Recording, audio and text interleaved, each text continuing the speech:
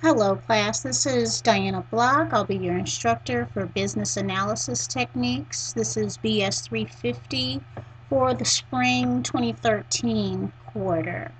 I want to use this first week's video to review some housekeeping items and just kind of outline how the course is going to flow. And then after that, we will get into the actual course material for week 1. So let's go ahead and get started. First of all, let me go ahead and make sure that you know where to find my office hours and contact information. In Campus Connect, under the instructor link, that is where you will find my email address and my telephone number. So you can use either of those to reach me. And I am also available on Pronto during office hours. So my office hours are 8:30 to 10 p.m. Monday and Tuesday evenings. And this information, like I said, it is in Campus Connect in the instructor area. So you can always reference it again there. I highly suggest that you download Pronto. That way, when you are online for office hours, I can interact with you through instant message, and I can help you right there on the spot in real time.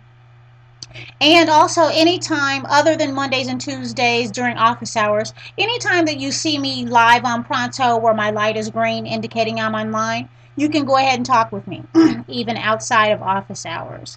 If you do need additional office hours set up on an individual basis, you can contact me to set an appointment for a time other than Monday and Tuesday. Those are the times I'll be on every week. But if you want to set up something for a different day of the week or on the weekend or something during the day, then I can do that for you. You just let me know what time will work for you if you just simply cannot be there on Monday or Tuesday evenings. So you can contact me during office hours, Monday or Tuesday evening, or by appointment at a time that's mutually agreeable, and I will be on Pronto to talk with you. Otherwise, you can also email me at really any time. You can always email me. I do work on the computer during my day job. I'm on the computer a lot of the time, even when I'm not working on class stuff. So I check my emails very frequently throughout the day. So emails will usually be responded to within a few hours, a couple of hours. Always, your emails will be answered within 24 hours. That is an absolute. Your email will always be answered within 24 hours. Usually within 2 or 3 hours, your email will be answered. So if you just have a question about a particular concept on your assignment or need some instruction, you don't have to wait for office hours or wait for an appointment. You can just send me an email with your question and attach your spreadsheet if you like, and I will review that as my first opportunity and respond back to you by email. So that's an option that'll work with any schedule. My phone number is also posted in the instruction area, so if you need to, you can call me. Just make sure when you call me, if you call and leave a voicemail, that your message is very clear, that I can understand your name and what class that you're in. I do teach multiple classes, and when I call you back, it'll be most helpful if I can have the information for your particular class and your assignments ready to answer your questions. So just make sure I get a clear message with your name and the class that you're calling about if you do decide to leave a telephone message. The next thing I want to discuss is the course late policy. I just want to bring this up right away before it's necessary so that we're all on the same page as we go forward and there's no surprises or questions later regarding this. All assignments, as you know, at the school are due Sunday night by midnight. Anything that's not turned in by Sunday at midnight is going to be considered late. I have a late policy that gives you 3 additional days to turn your assignments in. So each week you could turn your assignment in as late as Wednesday by midnight, which is 3 days after the due date, and it will still be accepted and you will lose 50% credit. So whatever you submit late loses half credit automatically. So clearly That's going to be a option that you'll only use in case of a true emergency when something has to be submitted late. If you know in advance that there are times when you're going to be away from your computer or unable to access the class, I encourage you to work ahead rather than behind so that you don't lose credit on some of your work. And just do what's necessary to adjust your schedule so that you know that you'll be able to submit your assignments on time. You do have a full outline of everything that's due each week so that you can plan ahead. I want everybody to be able to get full credit on all of their assignments. So I just want you to know that things that are submitted late will be at half credit. Now, this 3-day extension is automatic. You don't have to email me or call me to ask if you can turn something in late. Yes, you can. You can at any time. Up to 3 days late, it is automatically going to be half credit. After 3 days, it will be no credit. So you make your own decision about that. And of course, 50% is a lot of lost credit, but if there's really an emergency and there was no way you could submit it on time, it's better than not getting anything. So there is a little bit of leeway there for you to submit late work. One thing I want to point out, though, is to double check your file submissions after you submit your assignments. Many times students have submitted an assignment on time, but it was the wrong assignment. It was the assignment for another class, or it was the assignment for another week. Not the week we were currently in. And so by the time they realize they submitted the wrong assignment, now it is late because it's past Sunday. So check your file submissions and make sure you're submitting the file that you wanted to submit.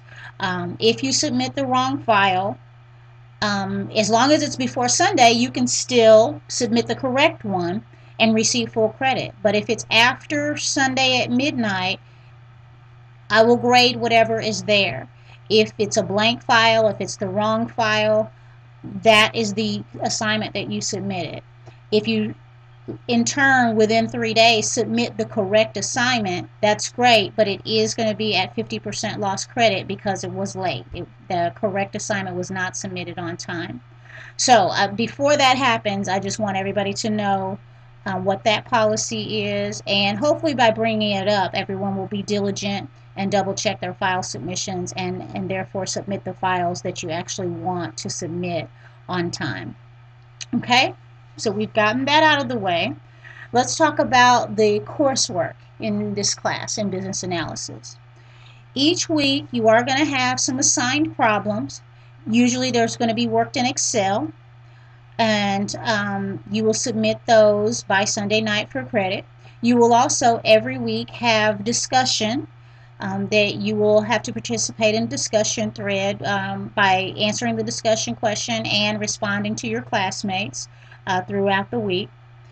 In the discussion, make sure that your discussion is using college level grammar, vocabulary, punctuation, and spelling. Even though it's a conversation between the students, we still want to make sure that we're using college level grammar and that the conversations are of a professional nature. Of course, at times we do get off topics, but I'm referring to using texting type of language where we're using slang or acronyms that are slang, and improper spelling. I know a lot of times when we text, we shorten the words and take the vowels out, and it becomes a habit. So let's be careful in class that we're not doing that and that we're putting together good sentences that are of college level English in the discussion area. Points can be lost for improper grammar, spelling, punctuation in the discussion area. So to make sure you get full points, make sure we're proofreading our discussion posts before you submit them. Okay? You will have 2 tests throughout the term, one in week 6, one in the final week, week 11. So your reading and assignments will help you in preparation for those, so be aware of that. Also, in week 6 and 11, you will have a set of comprehensive problems that will be a review of the homework assignment problems that you've done up to that point. So in week 6, you will have a set of comprehensive problems that will review all the concepts we've covered in weeks 1 through 5. And then in Unit 11, you will also have a set of comprehensive problems that will cover all of the concepts potentially in the course in those sets of problems. So those are the items that make up the coursework for this term. And check your online course addendum in the course content area. That will give you the breakdowns of all the points and the schedules for all of these items. Okay, so now at this point, we've gotten those background items out of the way. I want to go ahead and start talking about quantitative analysis and what we're going to review in Chapter 1. So in Chapter 1, we're going to learn what is quantitative analysis. And what it is a scientific approach to decision making. Rather than using our gut or our emotions to make decisions, we're going to use a scientific approach that collects data and manipulates the data into information. And we're going to use that information to make good decisions. Now, quantitative analysis is based on the data that we've collected and processed, and it will aid us in decision making, but we understand throughout this course that the crunching of the numbers alone can't be the only factor in making decisions. We also have to consider qualitative factors, such as how the decisions we make will affect the firm's image in the public, how will it affect the morale of employees, and things like that. So we do realize that there's a qualitative factor that has to be considered when making decisions.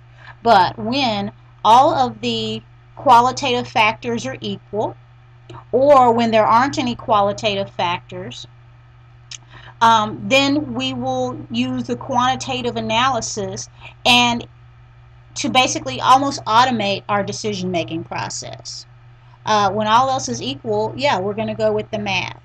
And what the math tells us, what the number crunching tells us, will assist us when evaluating the qualitative factors.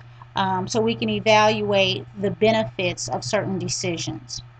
So that's what quantitative analysis is. It's a scientific approach to decision making. So let's go ahead and look at the actual process for quantitative analysis. The quantitative analysis approach begins to get outlined for you on page 3 of your text, and that's in Chapter 1. And the first step for a quantitative analysis approach is to define the problem. Defining the problem will give us some direction and provide meaning to the additional steps. We want to know what is it that we're trying to accomplish. What problem are we trying to solve? A lot of times it's difficult to determine exactly what the problem is. We often see just the symptoms of a problem and we don't know exactly what it is. So it can be challenging at times just to get to that first step of developing the problem. But that's what we have to start off with. And even though these are problem-solving steps, doesn't mean that one is completely finished before we move on to the next one. There may be multiple steps happening at the same time. But we do need to define some problem that we're trying to solve. Then, once we have identified a problem, we want to develop a model, the model of that problem. Now, the model is a representation of the situation. And in quantitative analysis, we're normally talking about a mathematical representation of the problem. And this isn't really as complicated as it sounds. We use models of situations all the time. If I stay out late past my curfew, I am probably going to get grounded. So that's a model of a particular situation. So that when I'm faced with a situation, I can predict, based on the data that I have, what the results may be. So if we're talking about a mathematical model, could be as simple as our profit is 30% of sales. That's a model. So once we determine what sales are, we know that profit relates to sales by a ratio of 30%. So we're going to create models in this class of problems and then collect data, use data that's been collected to solve those problems. But we first define the problem, then develop the model. The next step, then, we have to acquire some data.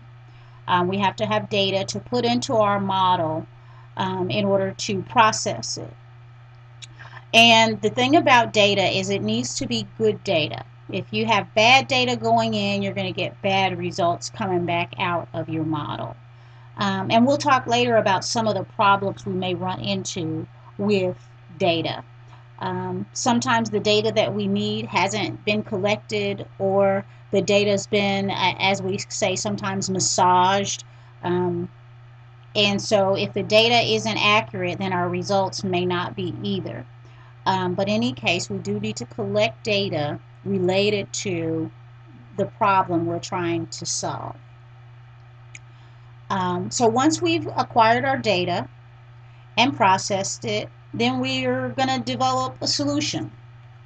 We're going to develop a solution to arrive at the optimal answer to our problem. Sometimes we're going to solve an equation for the best decision. There may be multiple decisions and we want to get the best one. We may have to do some trial and error in order to determine what the best solution is. So we will develop some solutions. Then we will have to test it. We'll have to test that solution with some known answers and see how they come out. And so the help of computers will make this process go a lot faster as far as testing out solutions. We can plug in numbers that we have and see if we get accurate results using the data that was entered. So once we've got some solutions and we've tested them, we're going to analyze those results. And analyzing the results involves evaluating what are the implications of this solution. Usually the solution is going to drive some kind of change in what we've been doing in our organization. So we have to evaluate how those changes or actions could affect our business and other parts of our business that seem to be unrelated to the particular problem that we're trying to solve. But a lot of times there are waves of effect from a small change. So we have to analyze the results and evaluate how it will affect us to take these new actions. And so once we've got some results that we're happy with, we'll implement those. We'll implement the results. And it's like I said in the last step, implementing results also usually means that there's going to be some changes made. And often change is resisted in organizations. So it's very important that we've got good data and good solution and good tests of the solutions to back up our recommendation to make these changes, because it may be met with some resistance. But if we've got our model and our data to prove this really is the best solution to our problem, that will help us to encourage adaptation of our results and get those implemented. So those are our steps in the quantitative analysis approach. We're going to define the problem, we're going to develop a model, acquire some input data, develop a solution and then test it, analyze the results, and then implement it. Okay, as we work through the class and you do the reading in our textbook, be aware that we're going to use in this class Excel 2010 and we're going to use the solver and the analysis tool pack add-ins to Excel. And I'll show you later how to activate those add-ins if you don't have those already.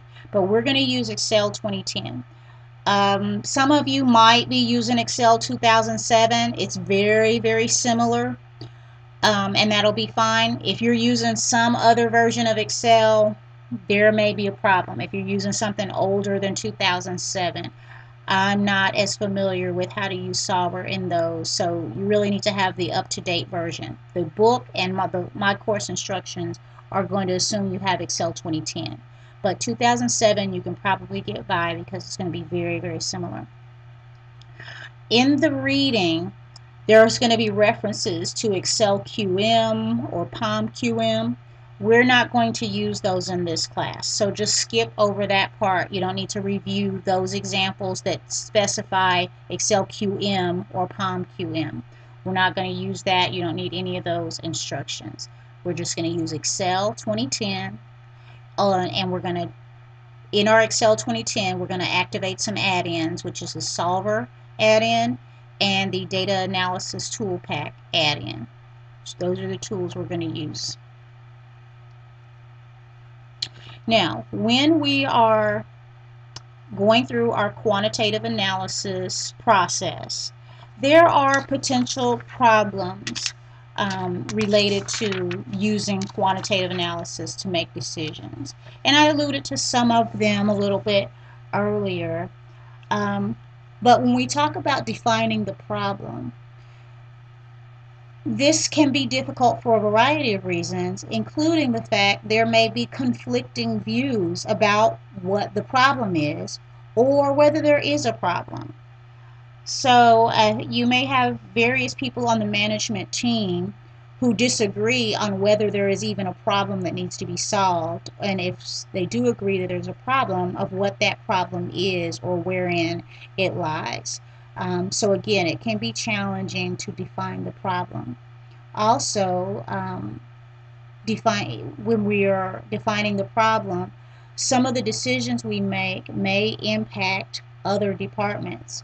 Our department may have a problem to solve because something is being made to be convenient for another department.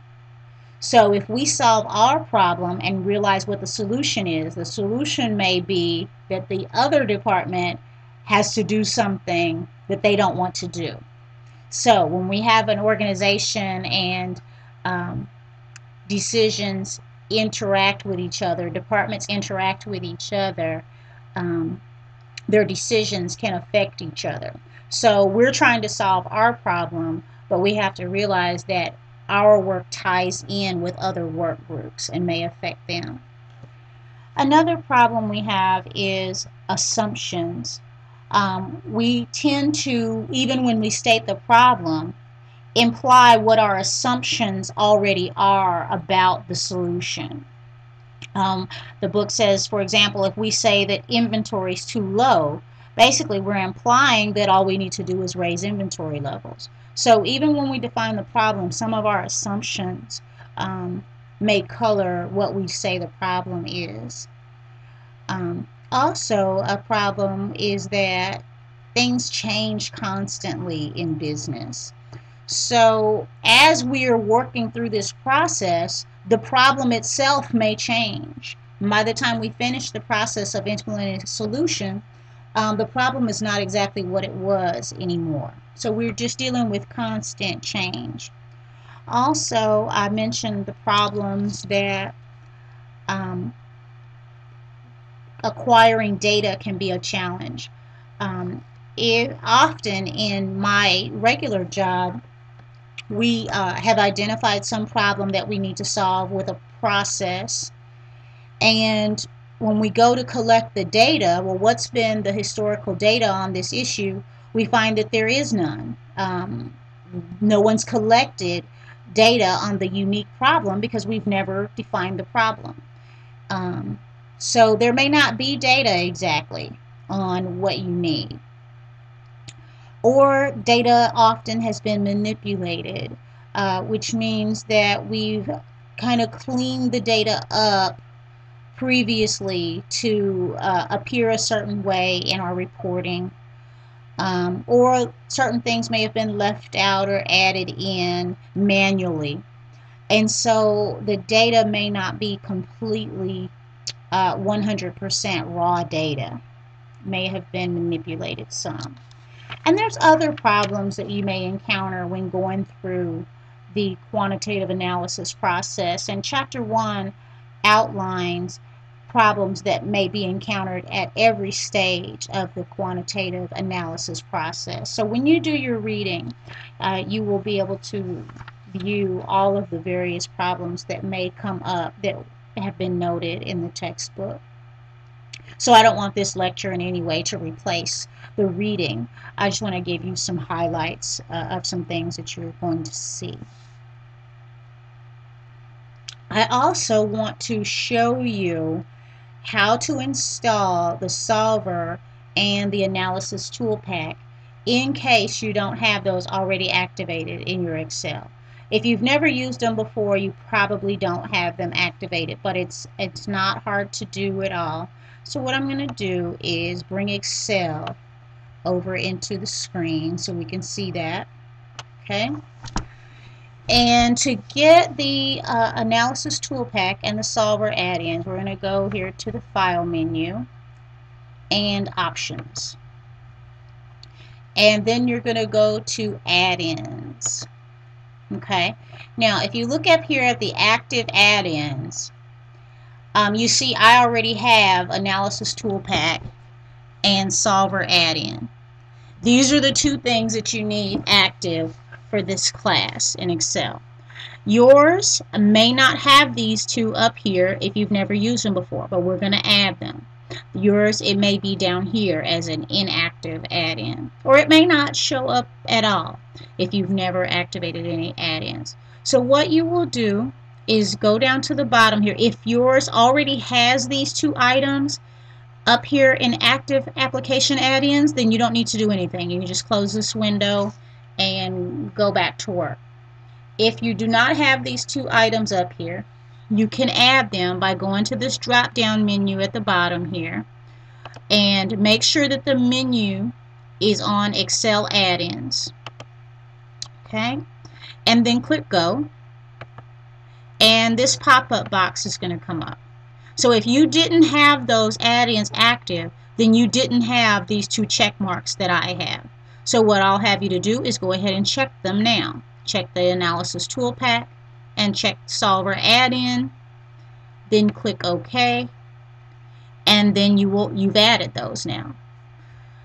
So then if you go back to the File menu and Options and add-ins, now they should be there if you just check those boxes. Okay, so we'll close this up. Also, when you go to the Data tab now, you should have this analysis box on your ribbon. If you did not install those two items, you won't even see this analysis box at all. But since you just installed those, you'll have this analysis box, and you will have this icon for data analysis tools, and you will have this one for solver. So once you've got those two items, your Excel is ready to go. You'll be able to complete all of the assignments in this chapter with just this. You don't need any other add-ins or separate tools. Okay? So while we've got, well, let me see what's next. What are we supposed to do next?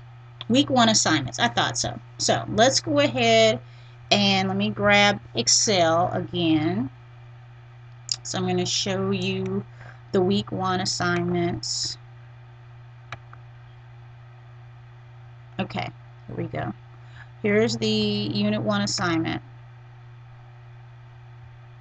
Okay, so here's the Unit 1 assignment. I have got this opened up from the course content area, Unit 1.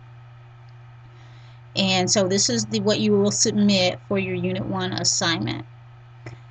And let's go ahead and go through the instructions so that you know exactly what to do. This first week assignment is just going to get your feet wet with entering formulas in Excel and with making sure that you have your analysis tool pack and your solver test installed properly. Okay, so the first problem you have here is says Catherine is planning on selling programs to finance her college costs. And so it tells us some information that printing the programs has a fixed cost of $400. We've got a variable cost of $3 per program, another fixed cost of $1,000, and she will sell these programs for $5 each. So the question is, how many does she have to sell in order to break even? So what you would logically do here is fill in the information that you have. What are the fixed costs? This paragraph tells us some fixed costs, so you'll put the total of the fixed costs here.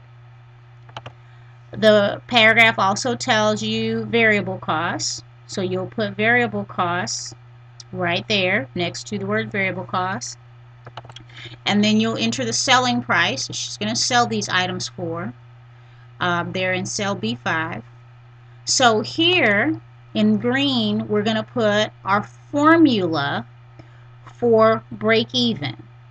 So if you'll remember from accounting or in your finance courses, break even is going to be the fixed cost divided by the quantity of the selling price minus the variable costs. So you're going to write a formula in Excel that divides the fixed costs it divides the fixed costs by the difference between the selling price and the variable costs. So you will use your Excel knowledge to write that formula. And the book also helps you with it. Let me give you a page reference if you're a little rusty on your Excel. And remember, when you're using the book examples, only use the book examples that are Excel 2010. Don't use the Excel QM examples.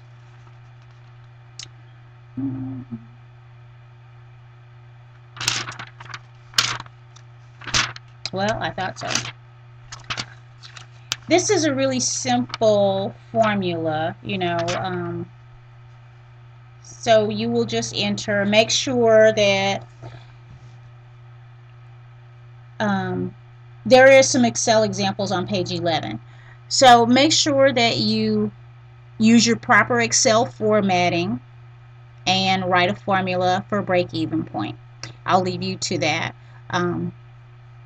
So use cell references rather than the actual numbers. That's why I said put the fixed costs here, the variable costs here, the selling price here. So when you write your formula, reference the cells. So basically your formula is going to be cell B3 divided by the quantity of B5 minus B4. And then that will give you your break-even point formula. Okay, let's move on to problem 2. Problem 2, we're going to get to use a new tool in Excel. It may be new to even if you've used Excel before. And we've got some information here about someone who sells yard decorations. And we've got already filled in the selling price per unit, the fixed costs, the variable cost per unit, and the number of units sold. So what you're being asked to enter is the formula for profit. And again, we're going to remember from our accounting and finance that profit is equal to the number of units sold times the quantity of the selling price minus the variable costs minus the fixed costs. And when you do your reading in chapter 1, there is a formula in there for that also that you're going to see. The formula for profit is on page 7. So you'll have that information there for you. So you'll just write that in Excel, the equals and the rest of your formula using cell references to find out what the profit is. Now the second part of this problem, part B, says to use goal seek to determine how many units this person must sell to have a profit of $10,000. So once we complete part A, we're going to have a formula in here for profit, and the amount of profit is going to be displayed. But what we've entered is the formula, right? So then part B, they're telling you to use this goal seek tool. So I'm going to tell you how to use goal seek. Go up to the data tab on the ribbon and go over to what if analysis in the data tools section, and then go down to goal seek. When we click on goal seek, it's asking you for some information. So what the problem is telling us is we want to set profit to $10,000. So it says set sale. That's the sale that we want set to $10,000, the profit sale. So we'll put that cell reference there. Then the to value, we want that cell set to $10,000. And by the changing cell is how are we going to change the profit cell to $10,000? We're going to do that by changing the number of units sold. So the changing cell is the cell that contains the number of units sold.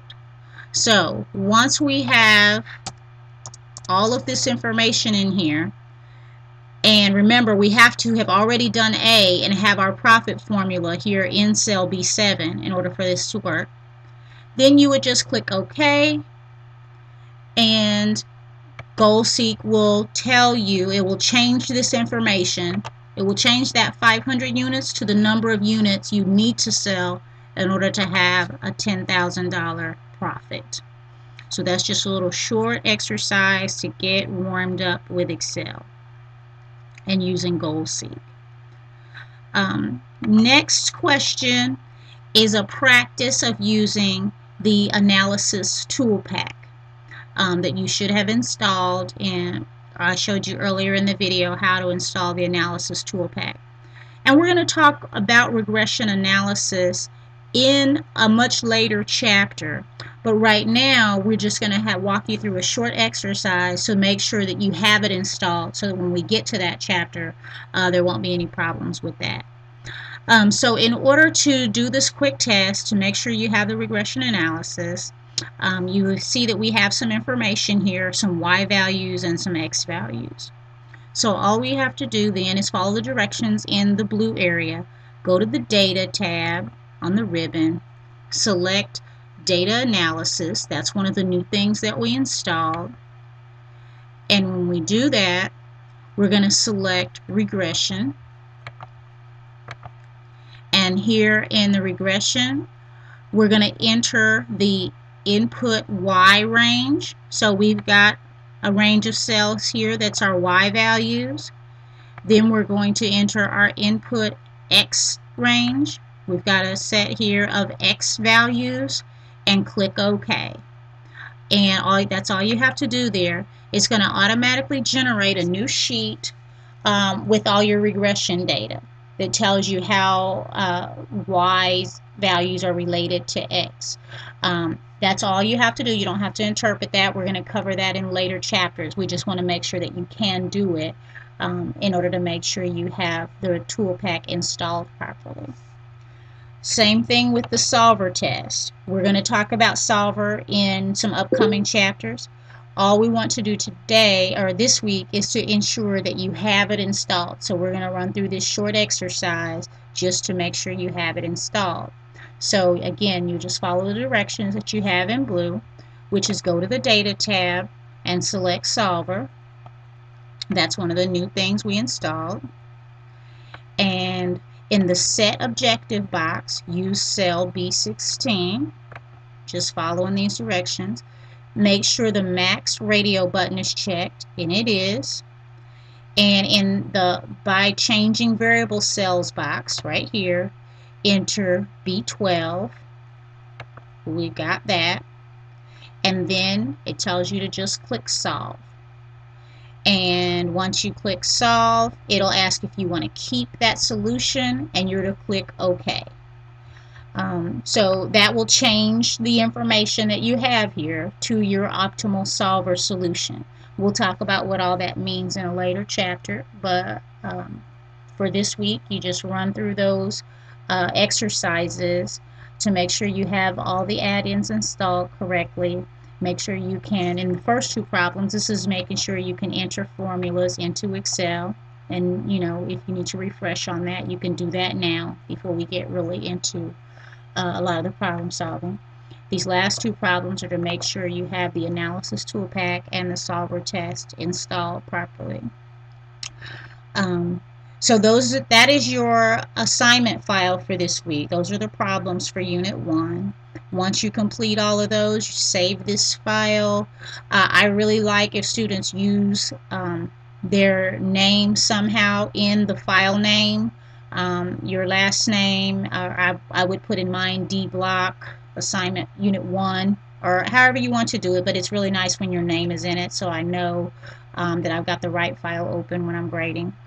In any case, and you'll submit that in Campus Connect on the assignment link, and make sure you're uploading the file that you've completed and not accidentally upload the blank template again. Okay, so that is this week 1 assignment. Then you will also have discussion that is due this week. In the discussion area, you're basically going to introduce yourself and discuss your experience with Excel. If you have any, I am hoping everyone does, because there's been Excel classes already taken in the program by the time you get to this course. But if you use it at work, or you have a lot of experience with Excel, or if you're just a novice, you can share that information as far as how much Excel experience you have, and that's what the discussion is for this week. So once you've submitted that assignment and you're participating in the discussion all week, that will complete your assignments for week 1. Again, if you have any questions for me about the material or the course in general, I'll be online Monday and Tuesday nights from 8:30 to 10 p.m. You can also email me anytime for a quick response. And I look forward to working with you, and I hope you enjoy the course.